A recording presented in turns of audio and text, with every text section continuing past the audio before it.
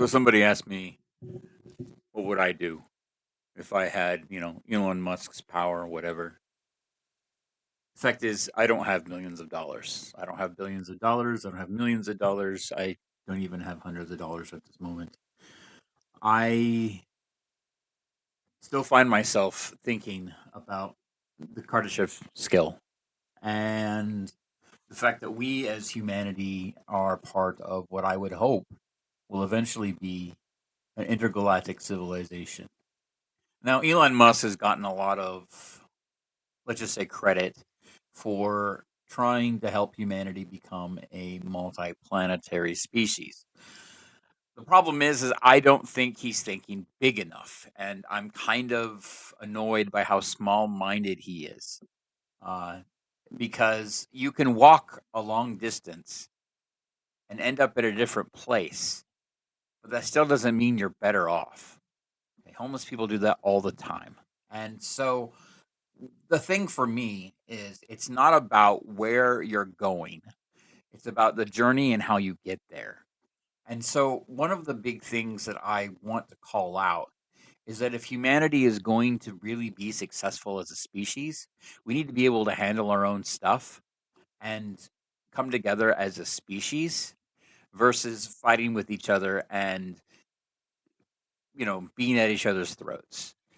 Now, if we are really going to want to go out into the universe and really conquer space as a unified entity that can handle the threats that we'll find, because let's face it, every single sci-fi game out there has postulated that we are not the only ones alive. And if you look at the math, there's actually several civilizations out there right now besides us, based on the statistical data. Uh, go look up the Drake equation if you want to learn more about that.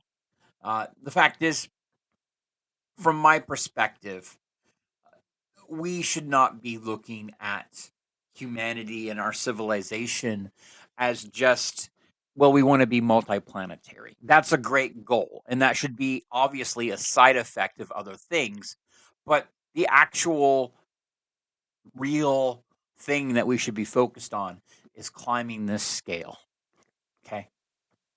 We should be able to harness the energy of a star. We should be able to harness the energy of a Dyson sphere. We would should be able to deal with all these fun things that when you start learning about them make your mind go, "Oh, that's a thing. This is cool. Let's how would we do that?" And here's the deal. I know American and as an American, I know that human ingenuity is possible and it's going to work eventually. Throw enough brains at it and the problem will be solved. The problem is, even if we are curious as humans, we often get distracted by other things, whether it's petty squabbles or the search for meaning or uh, the lack, scarcity and all that other fun stuff. And so we need to work on those things as well. We need to solve those foundational problems so that we are free to move forward as a civilization and solve those big problems in order to get to the type 2, type 1. And, the fact is, we are currently type 1, I guess is the best way of looking at this scale. But the problem is that I actually kind of feel like we're actually below it. And so, from my perspective, I think one of the things that we should be doing is first going to type 1. And to do that, we should be looking at power sources that are not unsustainable. Basically, if the power source has carbon as an output, we shouldn't be looking into it. And that is one of the bigger issues because, unfortunately, not just in America, but in the world in general, the fossil fuel industry is basically this economic debt on our society. And it's something that actively does not want to transition away from that because, from their perspective, they just dig the money out of the ground and it's theirs, which is unfortunate because when the money that gets used, it becomes air we have to breathe and it's not so clean. The the big issue for here is like we should be looking into nuclear. We should be looking into all sorts of fun things because at the end of the day, a lot of the stuff that we have that creates power, all it really does is boil water. If you look at the scale of human civilization and you map it according to how we boil water and how what we do with the boiled water, I think you'll find some very interesting things. And that if you look at the cooling tower of a nuclear reactor, for example, all that is a cooling tower for boiled water. That's all that's happening.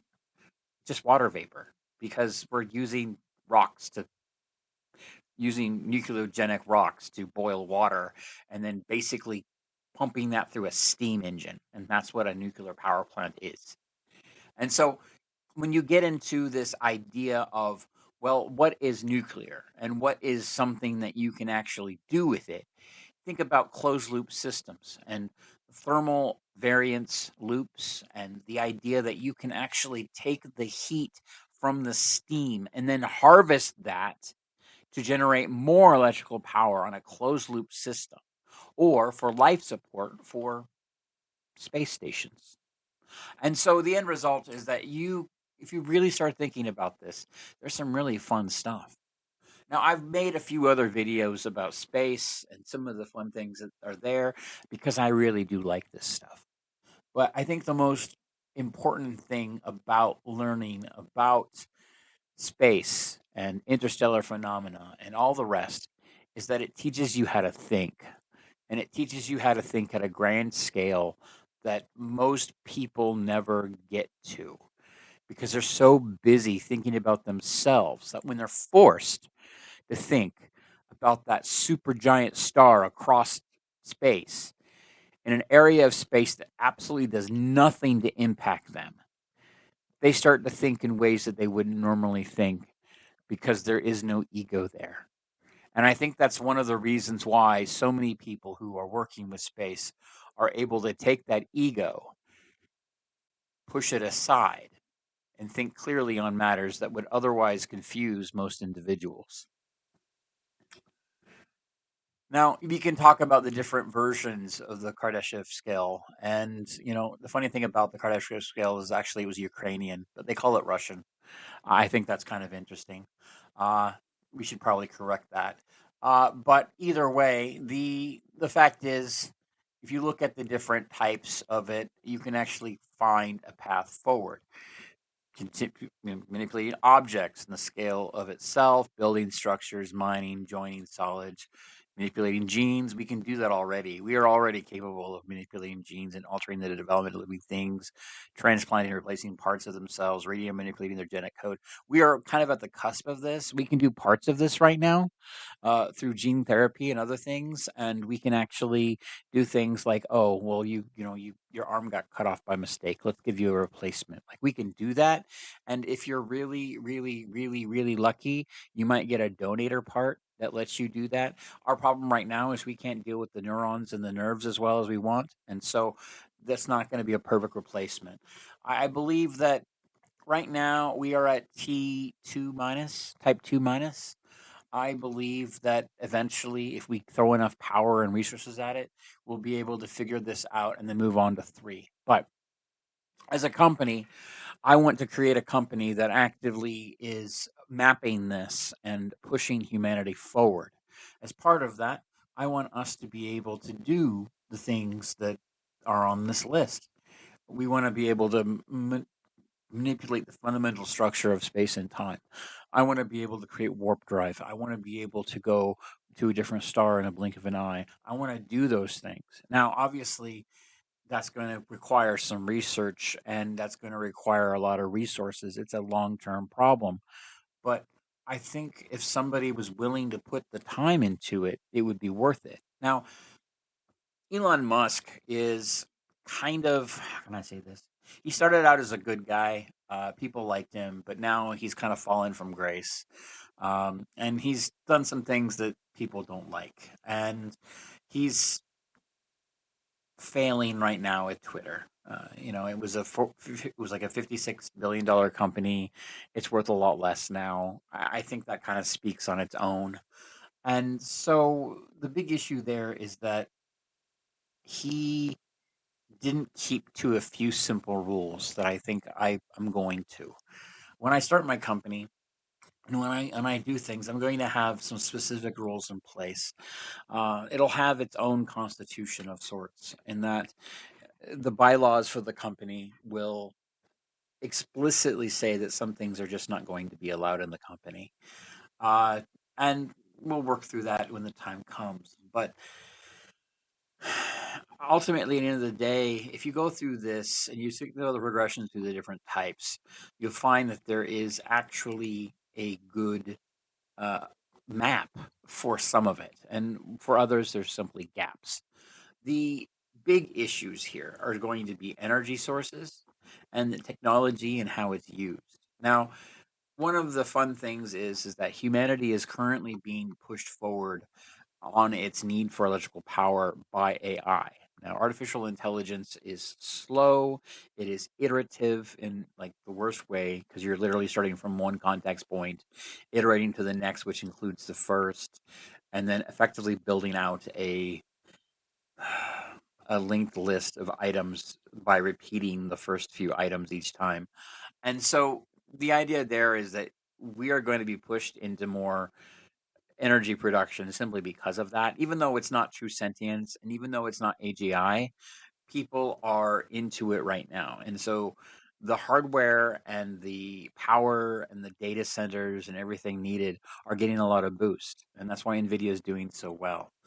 But unfortunately, I do not believe that it will have a long term expansion on humanity's place on this uh, Kardashev scale. And so, one of the things that you should understand is that we as humans will also need to make sure that AI does not take over. And by that, I mean, I'm not just talking about like the Terminator movies franchise or whatever. I'm talking about giving giving humanity's thought process and ability to think independently to the machines and delegating that to the machines and just doing what the machines tell us to do.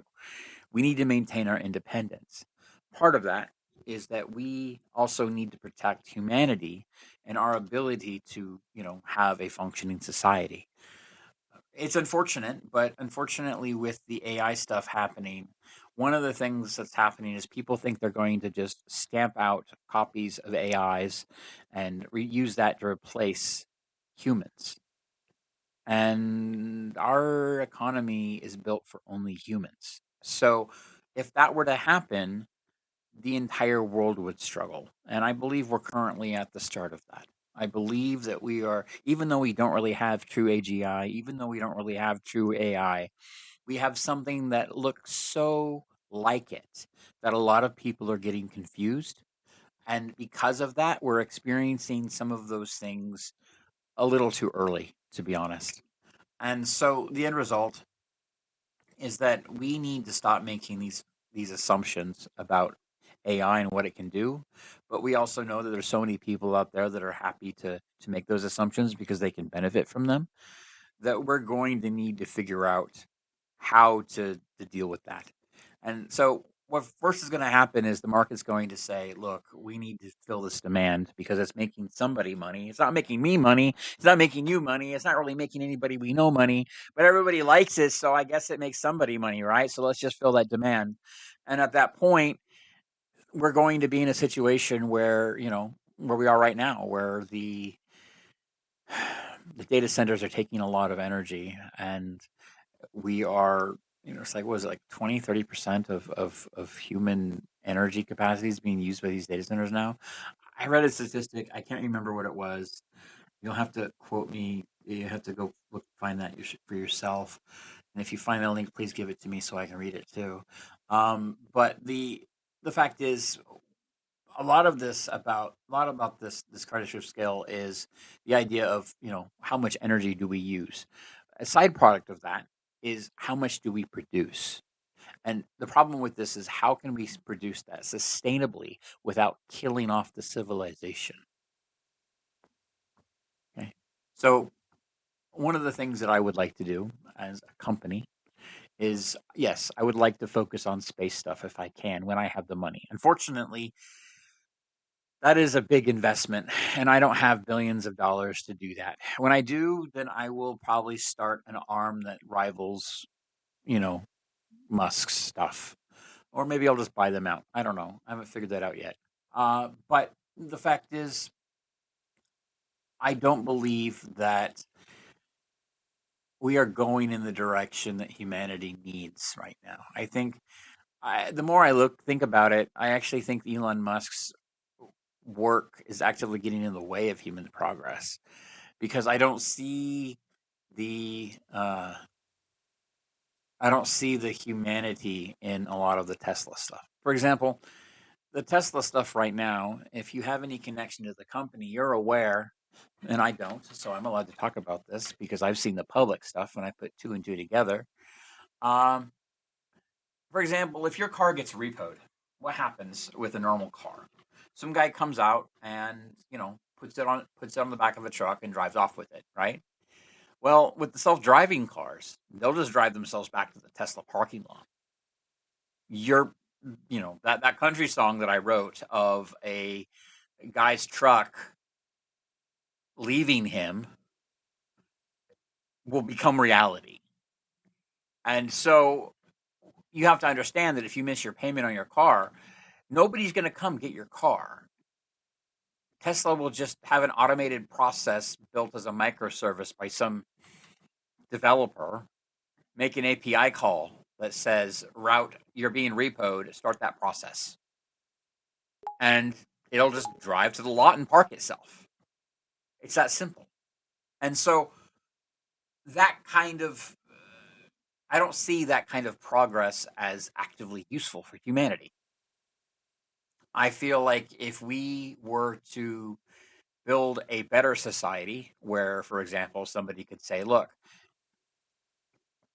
I am in my car. You just sent me the repo command. My car is now driving of its own volition back to your parking lot. How do I get home? I don't want to live in a world where that person is now charged a fee for an Uber ride back to their home because they got waylaid as part of their commute. I don't think that's fair to them. I also believe that if somebody is having trouble making payments, well, then maybe we should look at why and try to help them be in a better position so they can actually start making payments better. I feel like restorative justice is always good, but I also believe that people should be punished. So those are bigger discussions. But what I can say is that if you are in a situation where you're designing a car to repo itself, then you're not focusing on the greater needs of humanity and you're not focusing on the greater needs of transportation. Because from my perspective, you should be putting your money into putting a solar panel on the top of the car so it can charge itself, not adding a bunch of computers that take all its power drain and make its distanced ability to drive lesser because now it's powering those computer systems in addition to everything else. And so from my perspective, I would like to go like when it comes to things like transportation, we definitely need electric cars, but we should be make more efficient use of the electric cars. There should literally just be the parts for a car that are needed by electric car. You don't need a giant dash panel in the middle of it. You don't need anything else. Heck, an AM FM radio would still take less power than all of that. And so, from my perspective, I would like to make the Honda Accord of EV vehicles. That would be perfect. That would fit everything we need as an American and as a society, and it would allow us to just effectively give up fossil fuels. At that point, because fossil fuels are the majority of energy consumption, we would then shift to a smart grid. We would be able to do things like, oh, well, your car's plugged in and it's already charged. Guess what? The sun's out today. The solar cell on your car is now charging the home grid, and your batteries for your house is full. So now now energy is going out to the grid, and you're actually getting paid for that. That's the kind of that's the kind of society that I want to live in. And so there's a lot to unpack here. But the more I think about the sort of company that I want to make, the more I think about the world that I want to live in, the more I realize that I have abilities and knowledge that not everybody has, and I think it's because of my cursed brain. I don't talk about this often, but I believe that I'm cursed. I'm cursed with intelligence. Okay? That means that I have to think more than most people because that's how my brain works. And I also have to deal with the intellectual and emotional burdens of that thinking.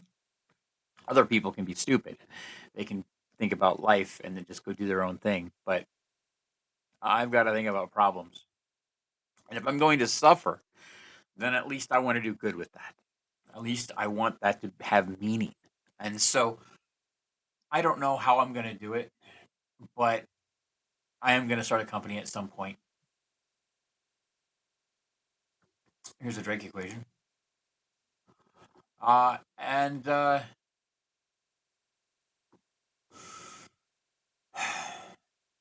don't know how I'm going to do that. I don't have the business acumen. The more I think about Elon Musk, the more I think of him as an extremely adept salesperson, but I don't think of him as a technology person at all. I don't think of him as somebody who actually knows what he's doing in regards to code. And I don't think of him as an engineer or overly technical person. I think of him as a sales guy who's learned a few buzzwords, and that's pretty much it. I don't think of him as a engineer. And so I'm realizing that because of the fact that I have worked for companies he's started, and because I have worked in organizations where, he has publicly claimed to have a technical presence and then found no code by him at all, that I believe him to be a fraud, personally.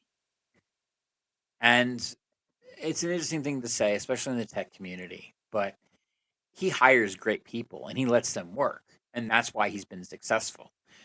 Everything that he, quote unquote, has done has actually not been him. It's been the people he hired. He's an amazing marketing and sales guy. And if he wanted to start a new company today, it would get millions of views online the next day, and it would probably have a customer by tomorrow because of that. And you have to respect that. But I don't believe that he has the technical chops to actually do things in the most technically astute way. And so when I look at the things he's doing, I see him as catering to sales and marketing interests, not core engineering. And so if you work at Tesla, correct me if I'm wrong, but I have yet to see the sort of things that I kind of expected from him. And it's unfortunate that he has become so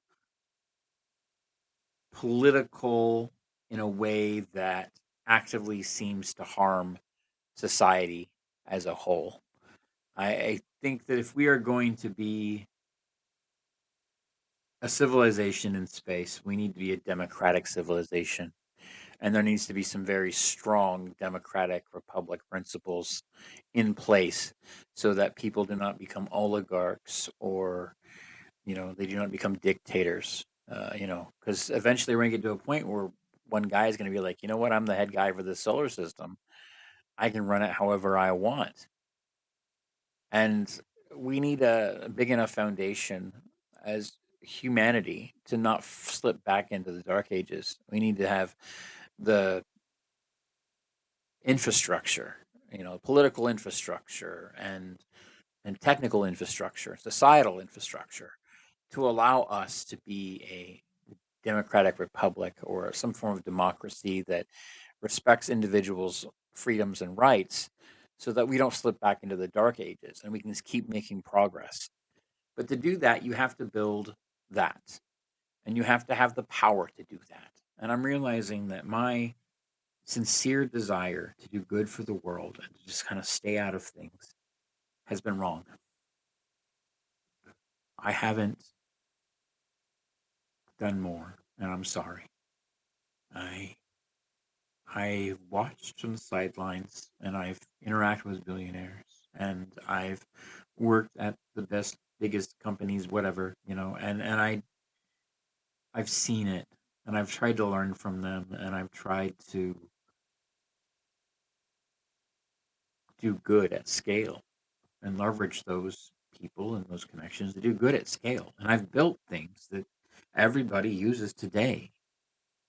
But there's a part of me that has to admit that I'm still a failure because I didn't look more into the sales and marketing side of things. And I avoided it because I was uncomfortable with it, because I thought it was unethical. And I'm realizing that my refusal to learn about it was what was unethical. For that, I'm sorry. So, as a software development engineer, I will do my best to learn more about this, and I will do my best to maintain my engineering credentials while doing it because I don't want to just be a suit. But I think I find myself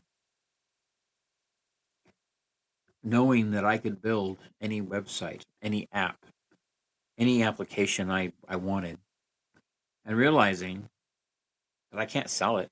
I can't put it out there. I can't make sure it gets in the hands of users. And honestly, as an engineer, if code I write isn't used by users, then what good is it? And so I have to acknowledge that I have a gap. Yes, I'm a genius with an IQ 160, but you know what? I don't know everything. I'm not perfect. I'm not the smartest guy in the world. I'm not any of that. Clearly. Otherwise, I would have focused on those things as well. And so, whether it was my own desire to do good, my own desire to be safe, whatever, my current situation is sparking me into action and making me admit to myself that I have gaps when it comes to sales and marketing. And to be frank, I probably don't have the best communication skills. I have great communication skills for an engineer, but if I was in a sales and marketing role, I would not compare to the very best in that industry. And maybe I'm just holding myself up to too high of a standard, but there's this part of me that wonders if I have been remiss.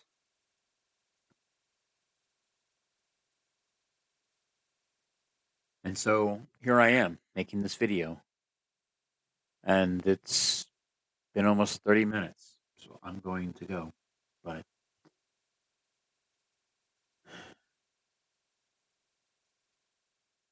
you're an entrepreneur and you actually are based in America, please let me know. I get a lot of people contacting me that claim to be outside of America, and they try to connect with me on LinkedIn, and I am so scared of them whenever they reach out because I have no idea who they are. I have no way to do any sort of due diligence on them. I have no way to know if they're even human. And so I'm going to start this scary journey, and I'm going to do it by validating the identity of everybody that I connect with for it. I'm going to make sure that they're human. I'm going to make sure that they're in the same legal jurisdiction as I am. And I'm going to iterate from there. Let's see how this works.